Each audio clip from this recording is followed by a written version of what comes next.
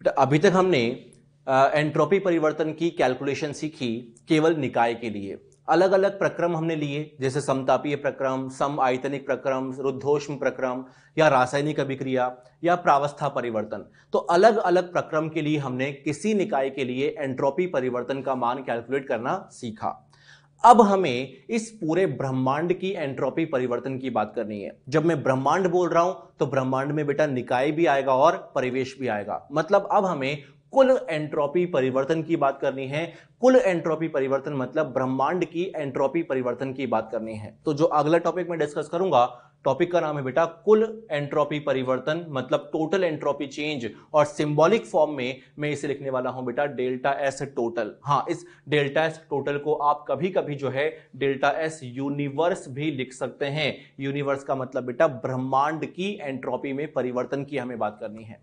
बेटा जब भी हम लोग ब्रह्मांड की एंट्रोपी में परिवर्तन की बात करेंगे तो हम एंट्रोपी परिवर्तन निकालेंगे किसका बेटा, सिस्टम का भी, और एंट्रोपी परिवर्तन निकालेंगे बेटा सराउंडिंग का भी। इतनी सी इंग्लिश शायद हमें समझ में आती है। सिस्टम मतलब निकाय, सराउंडिंग मतलब परिवेश। मतलब हमें निकाय और परिवेश दोनों की एंट्रोपी का योग करना है, और वो किसके बराबर आएगा बेटा, यूनिवर्स मतलब ब्रह्मांड के एंट्रोपी में परिवर्तन के बराबर आएगा।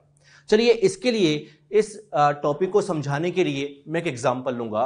और एग्जांपल क्या है कि हमारे पास एक निकाय है, और उस निकाय का ताप मैंने कितना मान लिया बेटा, टी सिस्टम। और इस निकाय के बाहर का भाग क्या है बेटा, परिवेश, और परिवेश का ताप मैंने मान लिया टी सराउंडिंग। और मैंने ये मान लिया कि यार सिस्टम का ताप सराउंडिंग की तुलना में क्या है, ज्यादा, मतलब निकाय का ताप ज्यादा है। और हम जानते हैं कि अगर निकाय का ताप ज्यादा होगा तो ऊष्मा प्रवाहित होगी उच्च ताप से निम्न ताप की ओर स्वतः। मतलब स्वतः जो ऊष्मा है वो कहां से कहां प्रवाहित होगी बेटा, निकाय से परिवेश की ओर। तो मैंने एक प्रक्रम मान लिया, मैंने यहां पर कोई प्रसारण या संपीड़न नहीं माना, मैंने यहां पर ऊष्मा का विनिमय एक प्रक्रम मान लिया, और ऊष्मा प्रवाहित हो रही है बेटा उच्च ताप से निम्न ताप की ओर, मतलब निकाय से परिवेश की ओर। इस प्रक्रम के लिए मुझे इस ब्रह्मांड की एंट्रोपी में परिवर्तन की बात करनी है, मतलब निकाय के एंट्रोपी परिवर्तन एंड सराउंडिंग मतलब परिवेश के एंट्रोपी में परिवर्तन की बात करनी है। बेटा ये जो मैं डिस्कशन करने वाला हूं बहुत कंसेप्चुअल पार्ट है, ये थोड़ा इस पर आपको फोकस करना चाहिए। इसके लिए मैं यहां पर दो केसेस लेने वाला हूं बेटा। एक तो केस है उत्क्रमणीय प्रक्रम, और दूसरा केस होगा अनुत्क्रमणीय प्रक्रम। तो दो केस होंगे। थोड़ा सा मैं एक बार आपको पिछले टॉपिक्स पर अगर ले जाऊं तो मैंने कंपैरिजन कराया था उत्क्रमणीय और अनुत्क्रमणीय प्रक्रम में। थोड़ा उसको एक बार रिवाइज करते हैं। उसको रिवाइज किए बिना ये टॉपिक आपको समझ में आ ही नहीं सकता बेटा। तो एक बार जल्दी से उसे रिवाइज करना है। उत्क्रमणीय के लिए मैंने एग्जांपल लिया था सैंड का, और अनुत्क्रमणीय के लिए एग्जांपल लिया था मैंने स्टोन का। मैंने कहा था कि अनुत्क्रमणीय प्रक्रम, स्टोन वाला एग्जांपल जो था, वो केवल प्रारंभिक अवस्था और अंतिम अवस्था पर ही साम्य में होगा, लेकिन उत्क्रमणीय प्रक्रम मतलब सैंड वाला एग्जांपल हर एक अवस्था पर जो क्या था, साम्य पर था। मतलब उत्क्रमणीय प्रक्रम में निकाय व परिवेश हमेशा किस पर होते हैं बेटा, साम्य पर होते हैं। साम्य पर होने का मतलब अंदर का दाब बराबर बाहर का दाब। मैंने कहा था यहां कार्यकारी बल व विरोधी बल लगभग क्या होते हैं, बराबर। मैं आपको अगर इमेजिन कराऊं तो हमने किया यह था कि हमने एक एक सैंड के पार्टिकल को हटाया था। तो एक एक सैंड के पार्टिकल को हटा देगा, पिस्टन ऊपर जाता गया। आ रही बात समझ में? लेकिन अंदर और बाहर के दाब में अंतर बहुत कम था, क्योंकि वो जो अंतर था वो केवल एक सैंड के पार्टिकल ने क्रिएट किया। मतलब वहां कार्यकारी बल व विरोधी बल में बहुत ज्यादा अंतर नहीं होता। मतलब यहां कार्यकारी बल व विरोधी बल का मान क्या होता है, लगभग बराबर होता है। लेकिन यहां पर इस प्रक्रम के दौरान बेटा दाब कार्यकारी व विरोधी बल नहीं है। दाब के अंतर के कारण ऊष्मा प्रवाहित नहीं हो रही है, ताप के अंतर के कारण ऊष्मा प्रवाहित हो रही है। यानी कि यहां पर कार्यकारी बल तो क्या है बेटा, निकाय का ताप, और विरोधी बल क्या है बेटा, परिवेश का ताप। मैं वापस समझा रहा हूं इस बात को। उत्क्रमणीय प्रक्रम में कार्यकारी बल और विरोधी बल लगभग क्या होते हैं बेटा, बराबर होते हैं। मतलब अंदर का ताप व बाहर का ताप लगभग क्या होगा बेटा, यहां पर बराबर होगा। अगर दोनों बराबर हैं, मुझे इस ब्रह्मांड के एंट्रोपी में परिवर्तन निकालना है, मतलब निकाय के एंट्रोपी परिवर्तन प्लस परिवेश के एंट्रोपी परिवर्तन। अगर निकाय की मैं बात कर रहा हूं एंट्रोपी परिवर्तन, फॉर्मूला क्या होता है, Q रिवर्सिबल अपॉन T।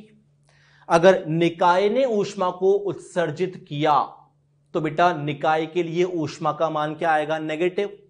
और जितनी ऊष्मा को इतने उत्सर्जित किया उतनी ही ऊष्मा को परिवेश ने अवशोषित किया। तो यहां पर तो निकाय के लिए मैंने लिखा है बेटा -Q और परिवेश के लिए लिखा है मैंने +Q, और डिवाइड कर दिया टेम्परेचर से, निकाय का ताप और परिवेश का ताप। अगर प्रक्रम उत्क्रमणीय है तो बेटा दोनों का ताप क्या है, बराबर, यानी कि -Q/T + Q/T का मान कितना आने वाला है, 0। क्या समझ में आया? समझ में आया कि अगर उत्क्रमणीय प्रक्रम होगा तो ब्रह्मांड की एंट्रोपी बदलने वाली नहीं है। बेटा इसका फील अभी नहीं आएगा, इसका फील कुछ समय बाद आएगा। अभी जितना समझ में आता जाए समझते जाइए। इसको ऐसे समझिए कि मान लीजिए जिस रूम में मैं अभी प्रेजेंट हूं उस रूम में कोई ना कोई गेट भी मौजूद होगा। अरे होगा, पक्का होगा। जिस रूम में मैं मौजूद है उस रूम में कोई ना कोई गेट भी प्रेजेंट होगा। मैं इस रूम को तो मैंने मान लिया निकाय और बाहर के भाग को मैंने मान लिया परिवेश। बेटा अगर इस रूम का ताप परिवेश के लगभग बराबर है, या मान लीजिए बराबर ही है, निकाय का ताप मतलब इस रूम का ताप बाहर के ताप के अगर बराबर है, तो मैं कहूंगा कि ऊष्मा का विनिमय लगभग कितना होगा, 0। यानी कि उस प्रक्रम के दौरान ब्रह्मांड की एंट्रोपी बदलने ही नहीं वाली। आ रही बात समझ में? देखो होगा क्या ना, हम जानते हैं कि उत्क्रमणी प्रक्रम एक आदर्श प्रक्रम है, क्योंकि ये एक अनंत पदों में होने वाला प्रक्रम है, अनंत पदों में होने वाला प्रक्रम है। और देखा जाए तो ये प्रक्रम कभी होता ही नहीं है। और क्यों नहीं होता? अरे कैसे होगा भैया, अंदर का ताप बाहर के ताप के बराबर है तो ऊष्मा प्रवाहित होने वाली ही नहीं है, तो ये प्रक्रम होने वाला ही नहीं है। ये तो केवल हम लोग पढ़ रहे हैं क्योंकि ये एक आदर्श कंडीशन है, और ये आदर्श कंडीशन पर निकाय व परिवेश हमेशा किस पर होते हैं बेटा, साम्य पर होते हैं, और साम्य पर हैं तो ब्रह्मांड की एंट्रोपी बदलने वाली नहीं है। चलिए जो नेक्स्ट मैं केस लूंगा उसका नाम है बेटा अनुत्क्रमणीय प्रक्रम। अब यहां से आपको कहानी समझ में आएगी। अनुत्क्रमणीय प्रक्रम में हमने स्टोन का एग्जांपल लिया, हमने डिस्कस किया कि यहां कार्यकारी बल व विरोधी बल में अंतर बहुत ज्यादा है, क्योंकि वो अंतर सैंड ने क्रिएट नहीं किया था, वो अंतर किसने क्रिएट किया था बेटा, स्टोन ने क्रिएट किया था। हम कह सकते हैं कि यहां पर कार्यकारी बल विरोधी बल से अधिक होता है, मतलब अंदर के ताप व बाहर के ताप में अंतर ज्यादा है, मतलब निकाय का ताप ज्यादा है किसकी तुलना में बेटा, परिवेश की तुलना में। निकाय का ताप ज्यादा है किसकी तुलना में बेटा, परिवेश की तुलना में। सेम चीज जो मैंने यहां पर सॉल्व किया, अगर मैं यहां पर सॉल्व करूंगा -Q/T सिस्टम +Q/T सराउंडिंग, समझिए क्या इस बार भी ये 0 आने वाला है क्या? वैसे रिजल्ट सामने लिखा हुआ है, फिर भी आप जो पूछूंगा उसका आंसर सोचना, क्या इस बार भी ये 0 आएगा क्या? नहीं। क्यों नहीं आएगा? क्योंकि इस बार ताप समान नहीं है। इस बार या तो ΔST का मान पॉजिटिव आएगा या नेगेटिव आएगा, ये हमें चेक करना है कि क्या आएगा। चलिए अगर मैंने निकाय का ताप ज्यादा लिया हुआ है बेटा, अगर नीचे का मान ज्यादा है, अगर हर का मान जिसे हम बोलते हैं इंग्लिश में डिनोमिनेटर अगर ज्यादा है, नीचे की वैल्यू ज्यादा है, तो ये ओवरऑल मान क्या हो जाएगा, कम। नेगेटिव वाला मान कम, पॉजिटिव वाला मान ज्यादा, तो आंसर क्या आएगा बेटा, पॉजिटिव। दोबारा सुनिए कि अगर निकाय का ताप ज्यादा है, नीचे का मान ज्यादा है, तो ये ओवरऑल मान क्या आएगा बेटा, कम। नेगेटिव का मान कम, पॉजिटिव का मान ज्यादा, तो ये आंसर क्या आएगा, पॉजिटिव। क्या समझ में आया? सुनते जाना, ये बहुत लंबी कहानी है, सुनते जाना। यानी कि क्या समझ में आया बेटा, अनुत्क्रमणीय प्रक्रम में ΔS टोटल बराबर क्या आया है हमारे पास में, पॉजिटिव आया है। क्या आया है, पॉजिटिव। मतलब इस प्रक्रम के होने से ब्रह्मांड की एंट्रोपी क्या हो रही है, बढ़ रही है।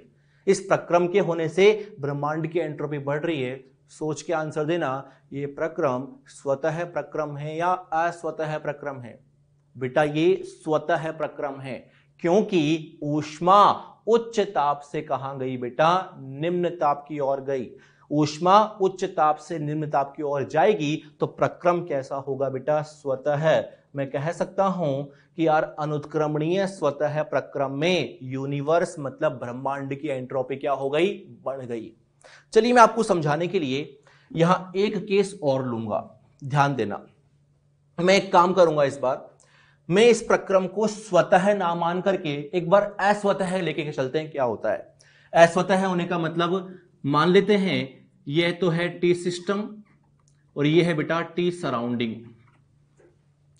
मान लेते हैं कि इस बार भी जो है सिस्टम का टेम्परेचर ज्यादा है किसकी तुलना में बेटा, सराउंडिंग की तुलना में। तो होना तो ये चाहिए ना बेटा कि ये तो है हमारे पास निकाय, ये है परिवेश। अगर सिस्टम का टेम्परेचर ज्यादा है तो ऊष्मा कहां से कहां जानी चाहिए बेटा, निकाय से परिवेश की ओर। लेकिन मान लेते हैं अगर उल्टा हो गया, कैसा हो गया बेटा, उल्टा हो गया, मतलब अगर ऊष्मा को हम उल्टा भेज दें तो आपके शायद मन में आ रहा होगा कि सर ये तो अस्वतः वाला प्रक्रम हो गया। तो क्या होगा चेक करते हैं। मतलब चलिए मैं तीसरा केस ले रहा हूं यहां पर, अस्वतः प्रक्रम। अस्वतः प्रक्रम, और अगर अस्वतः प्रक्रम होगा तो डेल्टा एस टोटल बराबर डेल्टा एस सिस्टम प्लस क्या हो जाएगा बेटा, डेल्टा एस सराउंडिंग, जैसा हमने पहले किया। लेकिन इस बार सोचो यहां पर मैं लिखूंगा Q upon T system plus Q upon T surrounding. अब सोचना इस बार कौन से वाले Q के आगे नेगेटिव आएगा, कौन से वाले Q के आगे नेगेटिव आएगा, क्योंकि इस बार सिस्टम मतलब निकाय ने ऊष्मा अवशोषित किया तो यहां तो क्या आएगा, पॉजिटिव, लेकिन यहां क्या आ जाएगा बेटा, नेगेटिव। अरे बात समझ में आ रही है। अगर सिस्टम का टेम्परेचर ज्यादा है, अगर ये ज्यादा है ना बेटा, तो ये ओवरऑल मान क्या हो जाएगा, कम। अगर ये ओवरऑल मान कम हो गया मतलब पॉजिटिव का मान कम, नेगेटिव का मान ज्यादा, मतलब रिजल्ट क्या आया बेटा, डेल्टा एस टोटल क्या आ गया इस केस में, नेगेटिव। डेल्टा एस टोटल क्या आ गया, नेगेटिव। अब समझना कहानी क्या है, सब कुछ भूल जाओ, इनको कोई मतलब नहीं इन बातों का। कहानी क्या है, कहानी ये है बेटा, हमने यहां पर 3 केस समझे।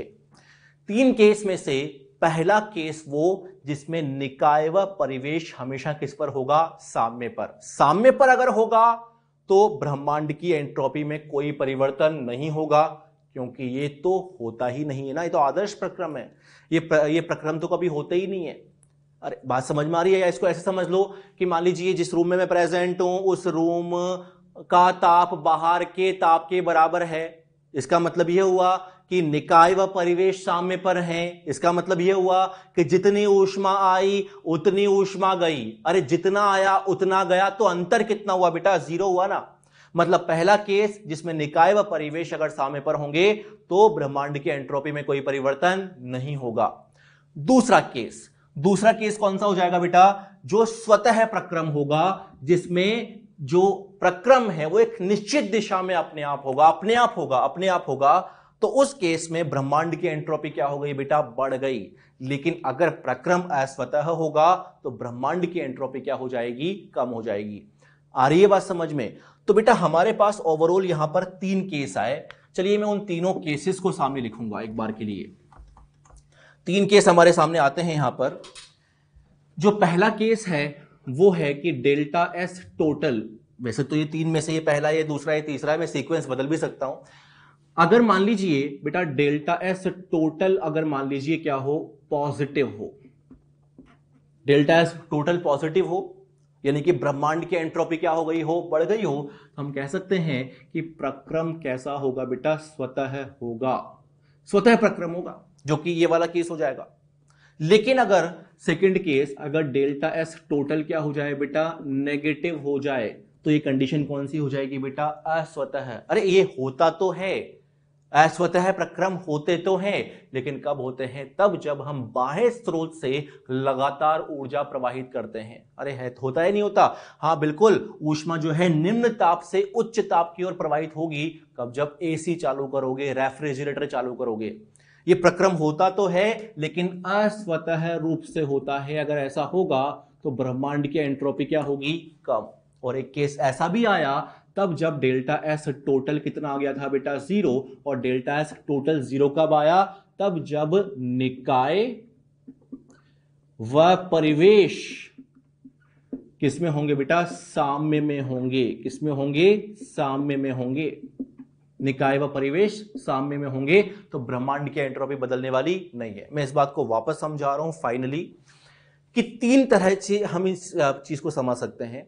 एक प्रक्रम तो वो जो अपने आप होगा, एक प्रक्रम वो जो अपने आप तो नहीं होगा, लेकिन कब होगा, तब जब बाह्य स्रोत से हम लगातार ऊर्जा देंगे। आ रही बात समझ में? एक प्रक्रम जो जिसमें निकाय व परिवेश किसमें होगा बेटा, साम्य में होगा। जितना आएगा उतना चला जाएगा, तो चेंज कितना होगा बेटा, 0। अंडरस्टूड है बेटा ये वाली बात?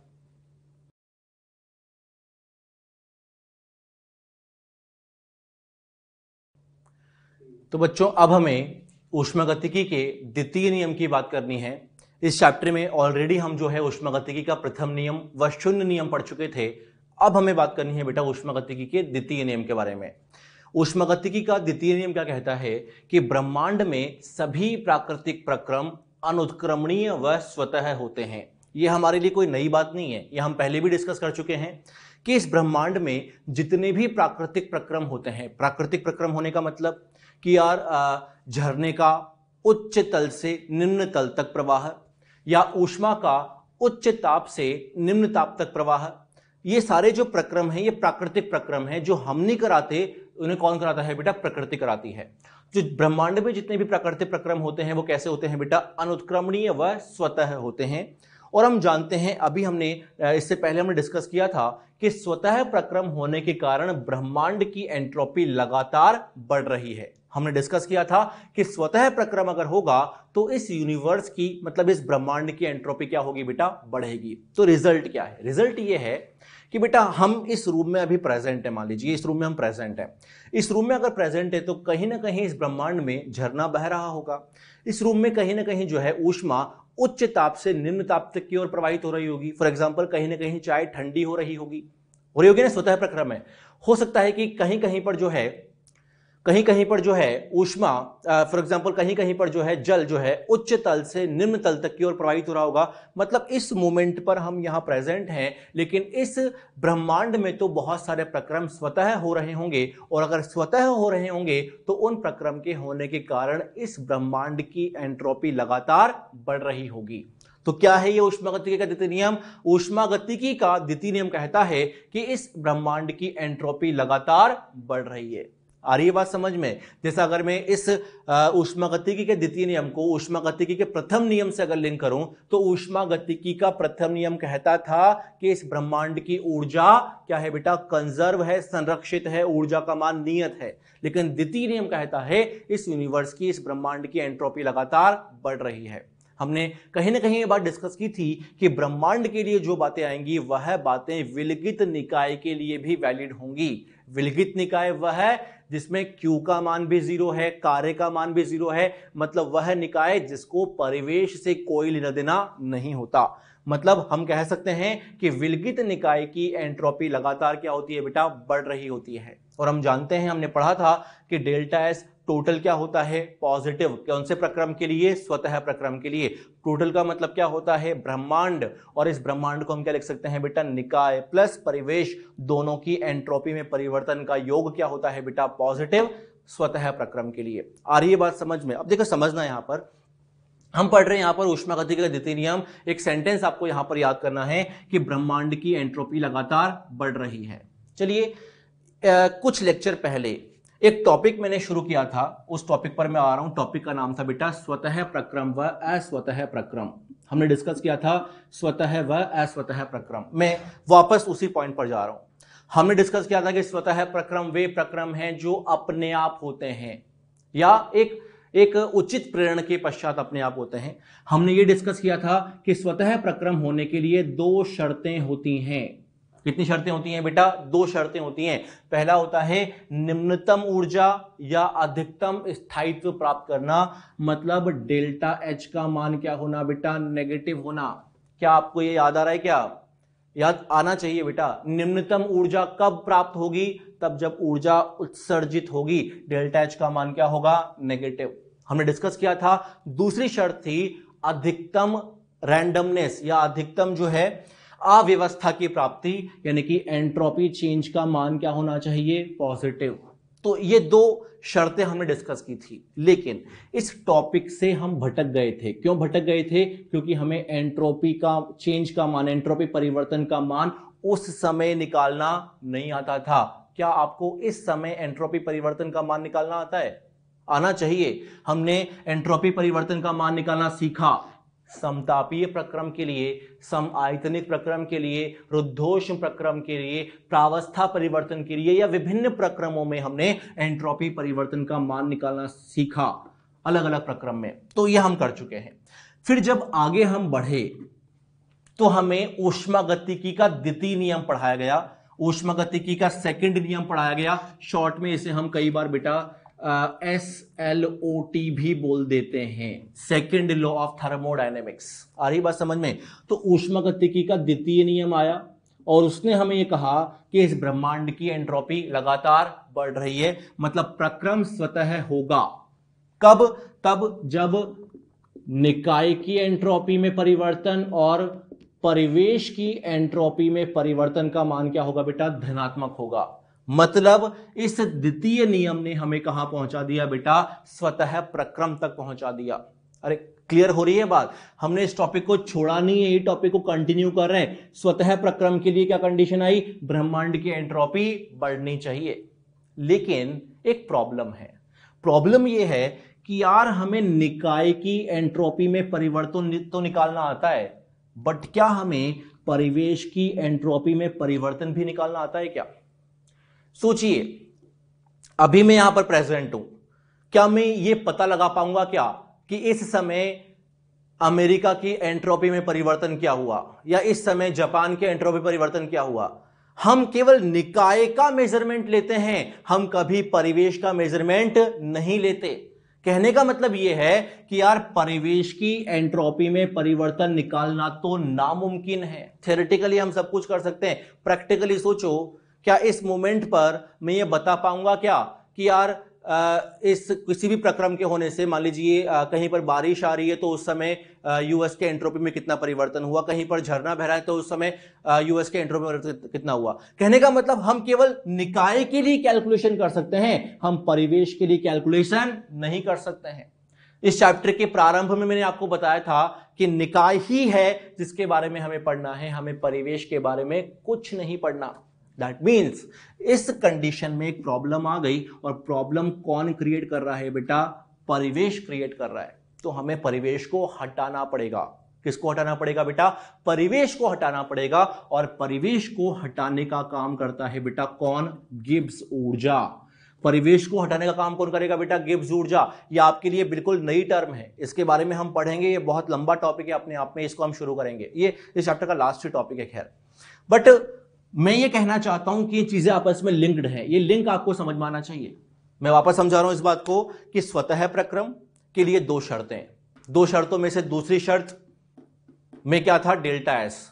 एंट्रोपी में परिवर्तन में निकालना सीख लिया, क्वेश्चन भी सॉल्व कर लिए। फिर हम आगे बढ़े तो हमें यह पता लगा ब्रह्मांड की एंट्रोपी बढ़ेगी स्वतः प्रक्रम, लेकिन ब्रह्मांड में निकाय तो ठीक है, परिवेश के बारे में हमें कुछ पता नहीं है। तो परिवेश को हटाने का काम कौन करेगा बेटा? गिब्स ऊर्जा। और हम आगे पढ़ेंगे कि गिब्स ऊर्जा जो है केवल और केवल निकाय का ही मेजरमेंट लेगा, वो परिवेश का कोई मेजरमेंट नहीं लेगा, और हमें क्या बता देगा कि प्रक्रम स्वतः है या अस्वतः है। क्लियर हो रही है बात? गिब्स ऊर्जा जो है परिवेश के बारे में बात नहीं करेगा, गिब्स ऊर्जा केवल निकाय के बारे में बात करेगा, और हमें यह बता पाएगा कि प्रक्रम स्वतः है या अस्वतः है। क्लियर है बेटा ये चीज?